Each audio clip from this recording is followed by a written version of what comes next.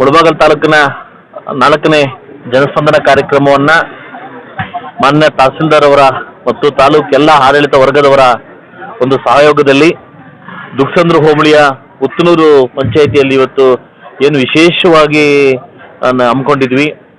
ಅದಕ್ಕೆ ಮಾನ್ಯ ನನ್ನ ಜೊತೆ AC ಅವರು ಮತ್ತು ತಹಸೀಲ್ದಾರ್ ಅವರು ಮತ್ತು ಎಲ್ಲ ಅಧಿಕಾರಿಗಳು ಬಂದು ಈ ಕಾರ್ಯಕ್ರಮ ನಡೆಸಿಕೊಟ್ಟಿದ್ದಾರೆ. ತುಂಬಾ ಅದ್ದೂರಿಯಾಗಿ ಕಾರ್ಯಕ್ರಮ ಇವತ್ತು ನೆರವೇರಿದೆ. ಎಲ್ಲ ಒಂದು ನಾಯಕರು ಮತ್ತು ಪಂಚಾಯತ್ ಸದಸ್ಯರು ಮತ್ತು ಎಲ್ಲ ಸೇರಿ ಈ ಕಾರ್ಯಕ್ರಮ ಹಮ್ಮಿಕೊಂಡಿದ್ವಿ. ಇವತ್ತಿನ ಅರ್ಜಿಗಳಲ್ಲಿ ಸುಮಾರು 173 ಅರ್ಜಿಗಳನ್ನು ಇವತ್ತು ಸ್ವೀಕಾರ ಮಾಡಿದ್ವಿ.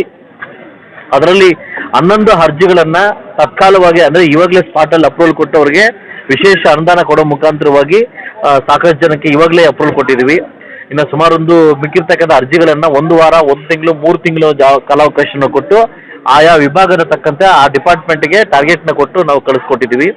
ಇವತ್ತು ಏನೇ ಆಗಿರ್ಬೋದು, ಇವತ್ತಿನ ಪಂಚಾಯಿತಿಯಲ್ಲಿ ಒಂದು ವಿಶೇಷವಾಗಿ ಸಕ್ಸಸ್ ಮಾಡಿಕೊಟ್ಟಿದ್ದಾರೆ. ಇವತ್ತು ಈ ಒಂದು ಜನಸ್ಪಂದನ ಕಾರ್ಯಕ್ರಮ ನಮ್ಮ ನಡಿಗೆ ನಿಮ್ಮ ಮನೆ ಕಡೆಗೆ ಅನ್ನೋ ಕಾರ್ಯಕ್ರಮವನ್ನು ಇಡೀ ಮುಳಬಾಗಿಲು ತಾಲೂಕಿನ ಎಲ್ಲ ಪಂಚಾಯಿತಿಗಳಲ್ಲೂ ಕೂಡ ಸಕ್ಸಸ್ ಆಗಿ ಮೂಡಿ ಬರ್ತಾ ಇದೆ. ಎಲ್ಲೋ ಒಂದು ಕಡೆ ನಮಗೂ ಕೂಡ ಖುಷಿ ಆಗ್ತಾ ಇದೆ. ಕೇಳಬಾರ್ದ ಒಂದು ಸಮಸ್ಯೆಗಳಿಗೆಲ್ಲ ಕೇಳ್ತಾ ಇದ್ದೀವಿ. ನಿಜವಾದವಾಗ ಜಲವಂತ ಸಮಸ್ಯೆಗೂ ಇಷ್ಟೊಂದು ಇದಾವ ಅನ್ನೋದನ್ನು ನಂಗೆ ಇಲ್ಲಿ ಬಂದಾದ್ಮೇಲೆ ಗೊತ್ತಾಗ್ತಾ ಇರೋದು. ಖಂಡಿತವಾಗ್ಲೂ ರೆವಿನ್ಯೂ ಡಿಪಾರ್ಟ್ಮೆಂಟ್ ಕೂಡ ತುಂಬ ಎಚ್ಚೆತ್ಕೊಂಡು ಸರ್ವೆ ಡಿಪಾರ್ಟ್ಮೆಂಟ್ಗೆ ಟಾರ್ಗೆಟ್ನ ಇಶ್ಯೂ ಮಾಡಿ 1 ತಿಂಗಳಿಗೆ ಇಷ್ಟು ಕಂಪ್ಲೀಟ್ ಮಾಡಲೇಬೇಕನ್ನೋದಕ್ಕೆ ಕಂಪ್ಲೀಟ್ ಮಾಡ್ಕೊಂಡು ಬರ್ತಾ ಇದ್ದೀವಿ. ಖಂಡಿತವಾಗ್ಲೂ ನನಗೂ ಒಂದು ಸ್ವಲ್ಪ ಕಾಲಾವಕಾಶ ಕೊಡಿ.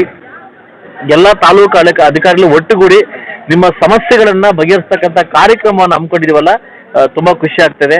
ಈ ಕಾರ್ಯಕ್ರಮ ಬಂದು ಎಲ್ಲ ಸಕ್ಸಸ್ ಮಾಡಿಕೊಟ್ಟಿದ್ದಕ್ಕೆ ಎಲ್ಲ ಡಿಪಾರ್ಟ್ಮೆಂಟ್ಗೂ ಶಾಸಕರ ಕಡೆಯಿಂದ ಒಂದು ಕೃತಜ್ಞತೆ ಸಲ್ಲಿಸ್ತಾ ಖಂಡಿತವಾಗ್ಲೂ ನೆಕ್ಸ್ಟ್ ಡೇಟ್ ಅನೌನ್ಸ್ ಮಾಡ್ತಾ ಇದ್ವಿ. ನೆಕ್ಸ್ಟ್ ಡೇಟ್ ಗೋಪರ್ ಈ ಕಡೆ ಹೋಗ್ಬೇಕಂತ ತಾಲೂರು ಕಡೆ ಹೋಗ್ಬೇಕು ಅಂದ್ಕೊಂಡಿದ್ವಿ.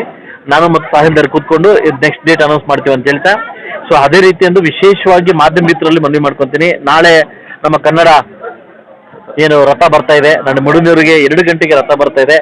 ನಾನು ಸಹ ಖಂಡಿತವಾಗ್ಲೂ ಭಾಗವಹಿಸಲಿಕ್ಕೆ ನಾನು ಪ್ರಯತ್ನವನ್ನು ಮಾಡ್ತೀನಿ.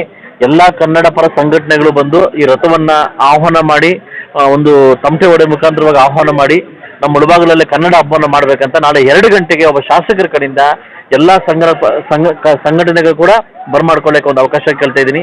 ದಯವಿಟ್ಟು ಬನ್ನಿ, ನಮ್ಮ ಹಬ್ಬವನ್ನು ನಮ್ಮ ರಥವನ್ನು ಅದ್ದೂರಿಯಾಗಿ ಆಚರಿಸೋಣ ಅಂತ ಹೇಳ್ತಾ ನನ್ನ ಮಾತನ್ನು ಮುಗಿಸ್ತಾ ಇದ್ದೀನಿ. ಮುಖ್ಯವಾಗಿ ಪ್ರತ್ಯೇಕವಾಗಿ ಈ ಕಾರ್ಯಕ್ರಮ ಬರ್ತಾ ಇರುವಂತಹ ಕಾರಣಗಳು ನನಗೊಂದು ನೋವಿನ ಸಂಗತಿ ಏನು ಅಂತಂದರೆ, ಈ ಪಂಚಾಯಿತಿದಲ್ಲಿ ವಿಶೇಷವಾಗಿ ಮನೆಗಳಿಲ್ಲ ಅನ್ನೋಕ್ಕಂತ ನನಗೆ ಒಂದು ಮನವಿಯನ್ನು ತುಂಬ ಬಂದಿದೆ. ನನಗೆ ಈಗ 384 ಮನೆಗಳು ಅಪ್ರೂವಲ್ ಆಗಿ ಬಂದಿದೆ.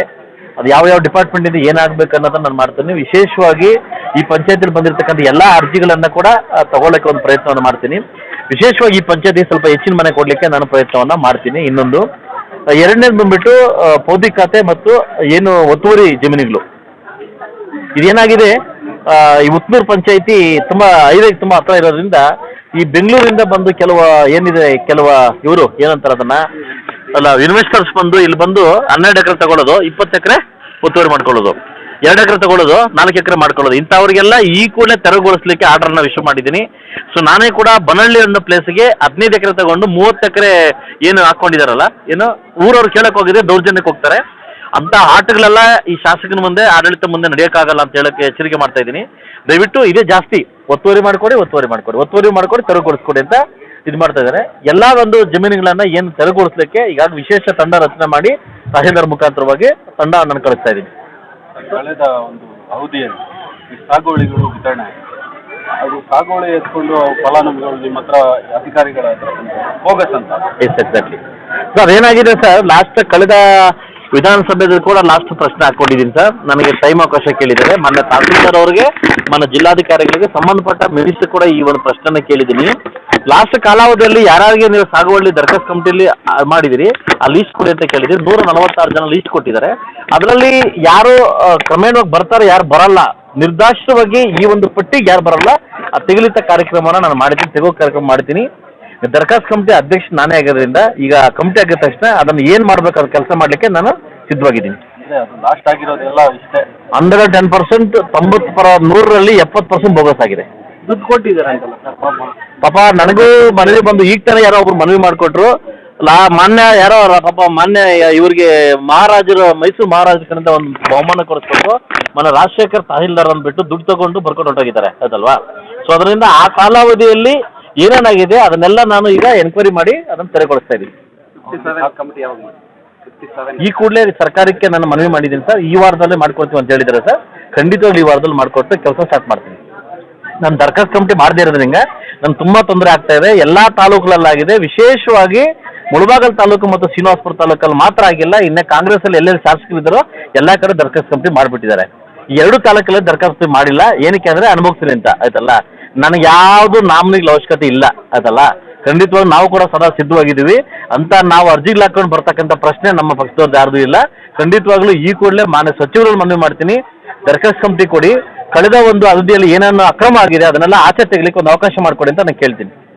ನಗರದಲ್ಲಿ ಟ್ರಾಫಿಕ್ ಜಾಮ್ ಪ್ರಯುಕ್ತ ಈಗಾಗಲೇ 36 ಲಕ್ಷ ಅನುದಾನವನ್ನು ಕೊಟ್ಟು ಸಿಗ್ನಲ್ ಲೈಟ್ ಇವತ್ತು ಮಾಡ್ತಾ ಇದ್ದಾರೆ. ಉದ್ಘಾಟನೆಗೆ ನಾನು ಮಾಡಿಕೊಡ್ತೀನಿ. ಮತ್ತೆ ವಿಶೇಷವಾಗಿ ಏನು ಬಾಲಾಜಿ ಭವನದಿಂದ ಹಿಡಿದು ಅಪ್ ಟು ಕೋರ್ಟ್ ತನಕ ನಾನು ಡಬಲ್ ವೇ ಮಾಡ್ತಾ ಇದ್ದೀನಿ.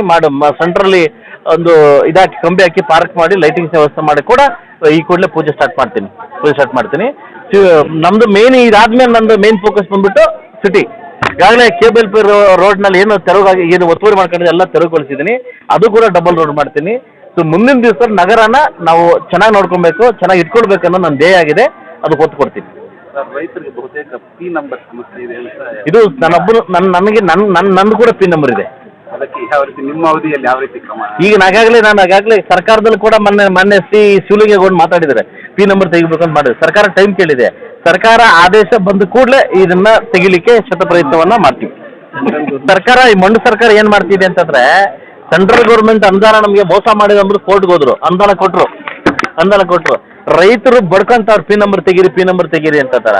ಸೊ ನಾನು ಈಗ ಒಬ್ಬ ಶಾಸಕನಾಗಿ ಹೇಳ್ತೀನಿ, ಯಾರ್ಯಾರಿಗೆ ಕಮಾನದಲ್ಲಿ ಕೆಳಗಡೆ ದುಡ್ಡು ಕೊಡ್ತಾ ಆ ಪಿ ನಂಬರ್ ತೆಗಿತಾವ್ರೆ ಅದಲ್ವಾ.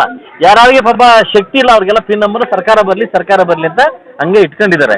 ಇದು ಸರ್ಕಾರ ಏನಾಗಿದೆ, ಬಡವ್ರಿಗೊಂದು ಕಾಡು ಶ್ರೀಮಂತರಿಗೊಂದು ಕಾನೂನು ಮಾಡ್ತಾ ಇದೆ. ಇದು ಒಂಥರ ಸರಿಯಿಲ್ಲ ಅಂತ ನೇರವಾಗಿ ನಾನು ಸರ್ಕಾರಕ್ಕೆ ಮಾತಾಡ್ತೇನೆ.